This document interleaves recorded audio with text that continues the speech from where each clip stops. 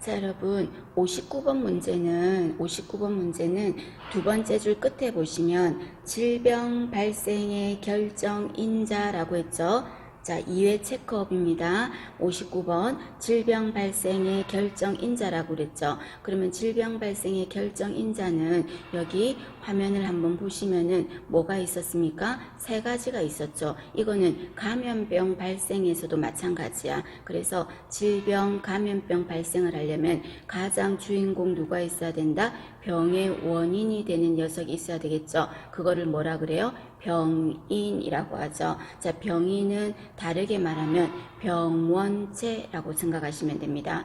병인이라는 말은 병원체가 있어야 되겠죠. 균이든 바이러스든, 그죠? 자, 그 다음에 두 번째는 병원체가 들어가서 사는 장소가 되는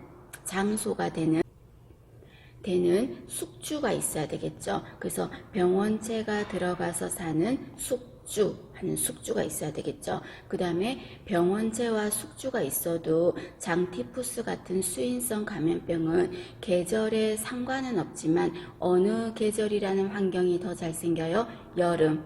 그죠? 여름. 그 다음에 독감 바이러스는 병원체가 숙주에 들어왔을 때 어느 계절에 더 많이 퍼져요? 겨울. 그죠? 이런 것처럼 적절한 환경까지 세팅이 되면 확실하게 질병은 더 잘 생기고 감염병도 더 전파가 크다, 이렇게 표현하겠죠. 그래서 결론, 질병 발생의 3요소 하면은 병원체 또는 다른 말로 병인, 숙주, 환경 세 가지라는 거. 특히 여러분 또 어떤 것도 많이 묻는다? 숙주와 관련된 거 많이 물어요. 다음 중 질병 발생의 요소 중에서 숙주와 관련된 것이 어떤 거냐, 이런 말 많이 물어볼 거거든요. 그래서 숙주는 들어가 사는 장소니까 그게 사람일 수도 있고 동물일 수도 있고 또는 생명체가 아닐 수도 있지만 그냥 흔히 이런 문제는 사람이다 라고 생각하고 문제를 접하시면 훨씬 이해가 잘 돼요. 자, 들어가 사는 장소가 사람이야.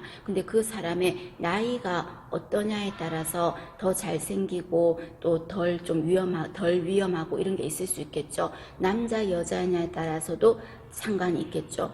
종족 상관이 있겠죠. 그 다음에 그 들어가 사는 사람이 면역력이 높으면 잘 안 생길 거고, 면역력이 낮으면 잘 생길 거고, 생활 습관이 엉망진창이면 잘 생길 거고, 영양 상태가 불량이면 잘 생길 거고, 연관이 있는 거죠. 자, 요런 것 등은 숙주하고 관련된 거다라는 거 기억을 하실 것. 그 다음에 그래서 여기에서는 답은 2번이 되겠습니다. 2번이 되겠고, 그 다음에 여러분 이번에는 감염병의 발생 요소라는 거 있었었죠. 한 번만 더 언급을 하겠습니다. 자, 감염병이 발생하는 과정을 한번 생각을 해보는 거죠. 그럼 처음에 뭐가 있어야 된댔어? 병원체가 있어야 된다 그랬잖아요. 그러니까 병원체가 있겠지. 그럼 병원체가 가만히 혼자 있으면 감염병 안 생기지. 어딘가에 들어가 사는 장소, 그거를 여기에서는 우리가 숙주라고 했는데 한마디로 말하면 그게 어디다? 병원체가 들어가서 사는 장소라고 해서 병원소라고 할 수도 있겠죠. 여기에 들어가는 거야. 그럼 병원소에 병원체가 들어갔어요. 여기 안으로 쑥 들어갔어요. 그럼 들어가서 안에만 가만히 있으면 진정한 감염이 아닌 거죠. 감염이라는 거는 새끼를 치고 증식을 하고 막 그래야 되는데, 그러면 증식해서 다른 데로 퍼뜨려져야 되겠지. 그럼 퍼뜨려지려면 애취하면서 비말로 나가든지 또는 대소변으로 해서 나가든지, 그죠? 이렇게 병원체가 병원소 안에 있던 데서 이사 나가야 되겠지. 탈출 일어나야 되겠죠. 그럼 탈출이 된다는 말은 애취하면서 침방울을 통해서 다른 데로 일파만파로 전파가 되겠죠. 되셨습니까? 그럼 전파가 돼서 공기 중에 막 돌아다니면 얘가 혼자서 공기 중에 있으면 안 되잖아. 새로운 이사갈 집을 찾아야 되겠죠. 그럼 새로운 이사갈 집을 한마디로 말하면 신숙주라고 하겠죠. 새로운 장소, 숙주. 그쪽으로 어떻게 돼야 됩니까? 침입을 해야 되겠지. 그럼 들어갔어. 그럼 들어갔다 그래서 똑같이 코로나 바이러스가 들어가도 어떤 사람은 또 피할 수도 있어. 그죠? 또 어떤 사람은 바로 걸려. 모든 병이란 게 그렇잖아요. 그럼 그건 어떤 사람이 걸려요? 좀 더 면역력이 약한 사람. 그거를 또 다르게 말하면 감수성이 높은 사람. 감수성이 높다 이 말은 면역력이 낮다 하는 말하고 똑같은 거거든요. 왜냐하면 감수성이 있단 말은 잘 걸리니까. 그죠? 요런 사람은 더 잘생기겠죠.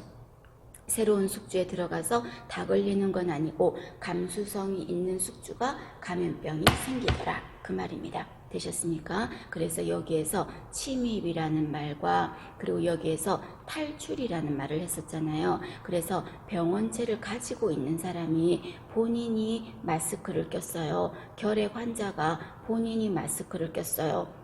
왜? 내가 기침하다가 나에게 있는 균이 다른 데로 빠져나갈까봐 마스크를 낀 거죠. 탈출을 차단하는 거지. 그런데 코로나 같은 경우에 PCR 검사하는 사람들이, 의료진들이 개인 보호구를 착용하고 있어. 그럼 그 사람들은 왜 착용했어요? 그 사람들을, 코로나 환자들을 케어하면서 그 바이러스가 자기한테로 들어올까봐 차단하는 거잖아요. 그죠? 그래서 똑같은 보호구를 했어도 환자가 끼고 있는 거는 탈출을 차단하는 것이며 환자가 아닌 의료진이 끼고 있다는 거는 침입이 되는 거를 차단하기 위해서 낀 거가 되는 거죠.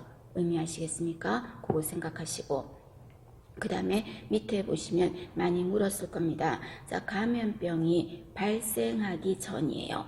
자, 발생하기 전에는 제일 신경 써야 될 부분이 어떤 거다? 안 생기게 하는 게 제일 좋은 거 아닌가?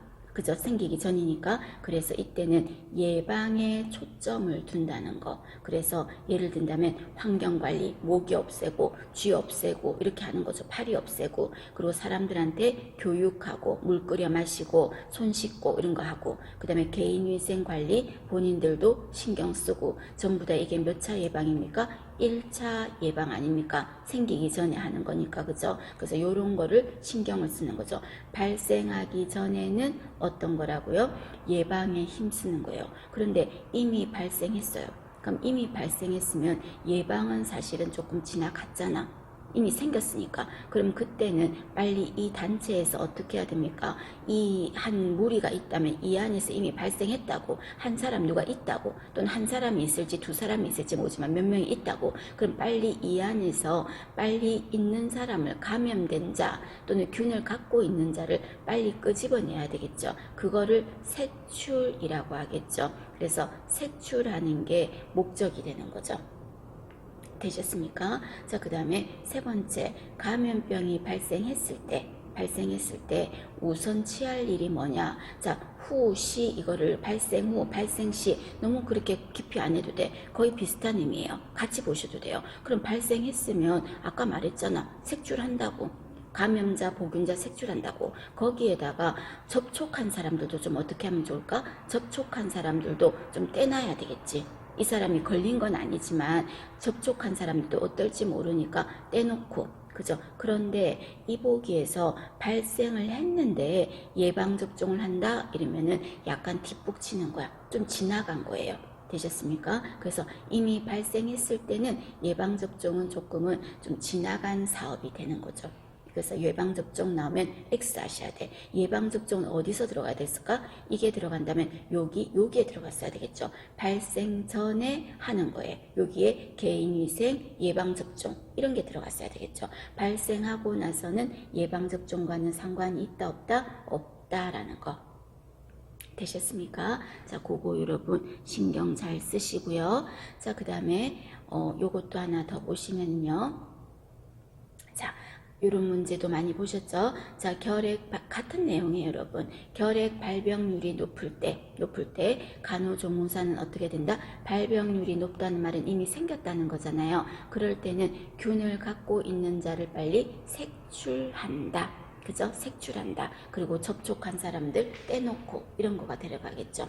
자, 그 다음에 여러분 아까 보균자라는 말을 했는데 보균자에서 제일 중요한 보균자가 어떤 보균자다? 건강보균자예요. 이거 여러분 꼭 아세요. 자, 건강보균자라는 거는 중요합니다. 자, 균을 어떻게 하고 있어요? 가지고 있어요.